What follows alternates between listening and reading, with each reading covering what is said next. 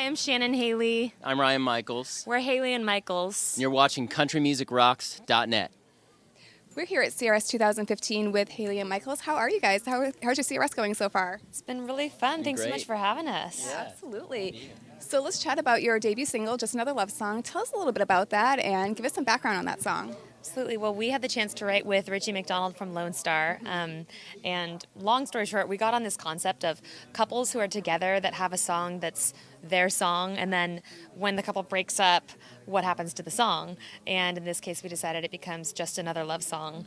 And we, in the writing process, knew we wanted to reference another love song out there. And We basically got to the bridge of the song. We were talking about what happens when that song comes on now. What do you do? And it's just a conversation that we were having. And Richie just kind of organically busted into Amazed. And we didn't singing it like over our song. So we didn't want to interrupt him. So we kind of looped the course of our song around his song. And when we're done, I looked up and I'm like, hey man, you should come in the studio with us and do that. So he actually came in and sang on our record, and it was extremely exciting for us. And we had a music video that was directed by Shane Drake, who did Highway Don't Care and Tornado, which went #1 on CMT Pure and top 10 on GAC, and a couple radio stations got excited and added the song, and so it just organically became our first national single. So we're really excited. I think there's about 38 stations now that are playing it, and it's been a great journey for us. So we've spent the last 6 months on a radio tour, meeting with everybody, and It's been great. Awesome. And what was it like working with Lonestar? I mean, obviously Amazed is a huge song, and to have it part of your song, I mean, that's amazing. It really was. And Richie is just one of the most talented and humble and kind people all in one. And so that's just really cool and inspiring to see, as a new artist, that somebody so successful can also be such a good person. And that part of it was just really special for us. Yeah, definitely. And he's very cool. He's very humble. You look above him when you're writing, and you see all these awards, all these plaques on his wall. But no, he's very humble. So it was great. Very cool. Now, you guys, as you were saying, you were out on your radio tour to promote the new single. What has that been like? Because country radio plays such a huge role for new music. So what was that like, being out there and just seeing the radio stations and meeting with the music directors and program directors and stuff like that? Well, it was amazing. I mean, there's a lot of people that really do want to stick their neck out and support new music. And I think when they see that you're doing the work, and especially if you have a foundation in place, there's a lot of people that are willing to do it. So it's been a great experience for us. It was our first song that ever hit the Billboard charts. And so it's been amazing. And also it's important as a country artist to build those relationships also outside of one song, to build a foundation. And we visited, I think, 80 stations now, and had some really, really great, get-togethers with people. So it's been awesome. Yeah. That's great. Now, in addition to Just Another Love Song, what else is in store for 2015? I hear you guys have an exciting year ahead for you. Yes, we do. Well, coming up pretty quickly, we have our third single being released on SiriusXM The Highway on March 9th, One More Night to Break, which is a song that we wrote with the Warren brothers here in town. And so we're really excited about that song, and it's always so fun to get things released on that platform. So. Yeah, and then I did ask Shannon to marry me, and fortunately she said yes. So in May, we're actually getting married at the Mountain Winery, which is a beautiful place in California where we're from. We actually opened a show for Martina McBride out there, so the venue actually has a special meaning to us, too. So, yeah, it's coming up. That's exciting, and congratulations. Thank you. As country newcomers, what is one thing that you would like to convey to fans who are just starting to get to know you? What is one thing you want them to know about you and your music?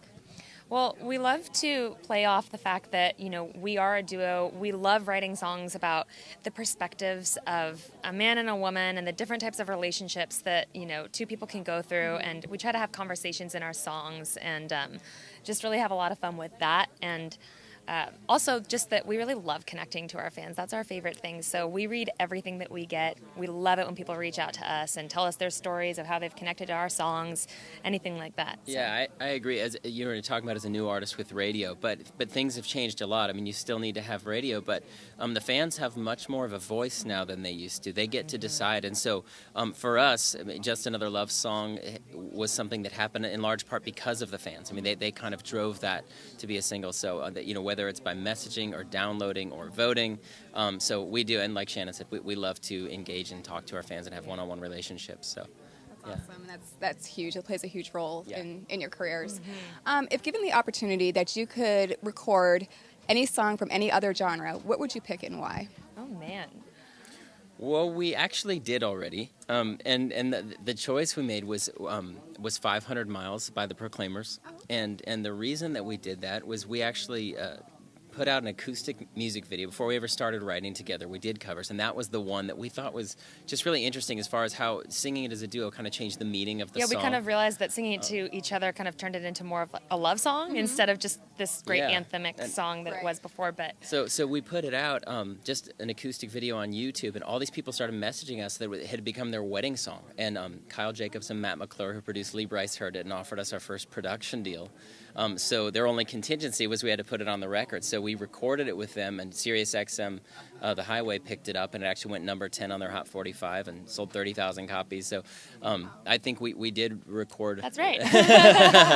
Yeah, it was a big song for us. But you know, we're always looking, and we always love finding. Ryan would be really excited if we recorded "Living on a Prayer" by Bon Jovi. Yeah, I mean, he would be. Every song. Every day he talks every to me song about is that. "Living on a Prayer" by Bon Jovi. But yeah, that should be next, I think. I'll wait for that. Okay. I'm looking for that. Hold your breath. Music is consistently evolving and growing. What do you think sets country music apart from any other genre?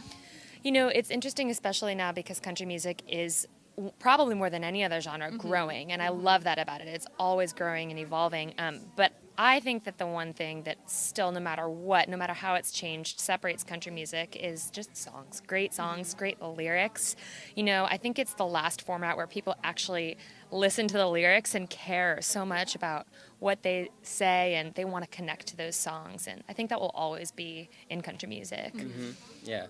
I can't really say that better than she just did. I mean, I think also what the songs are about, that they're about life. That was a thing that we really connected over. I mean, we're from California, but we met in Nashville, and we started talking about why we loved country music, and that's where it came back to.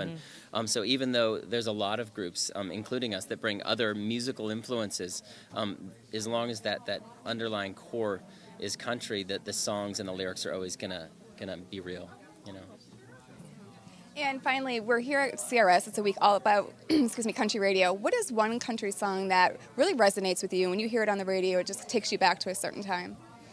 Well, you know, every time I hear the song "The House That Built Me," and I just heard it yesterday, and every time I hear that come on, I have to pause what I'm doing and listen to the whole song all the way through, just because it takes me back to so many different times in my life. That song just is about finding yourself and, you know, sticking to your roots, and it's just an amazing song. So that one's one of my favorites. Yeah, and I would say The Dance. You know, it's timeless. I think it'll be around forever, and I don't really know where it takes me back to specifically, other than every time it comes on, I kind of stop what I'm doing and I sing along way too loud, and you know, but it's just, you know, that type of song. I mean, it's a perfect example of country music, and I'm glad that Garth is back, and you know, so yeah. Exciting. It's an exciting time in the genre right now. Yeah, it is. Well, thank you so much for taking the time to catch up. I wish you guys the best of luck with your new music, and congratulations on your upcoming wedding. Thank you. Thank you very much. Thank you.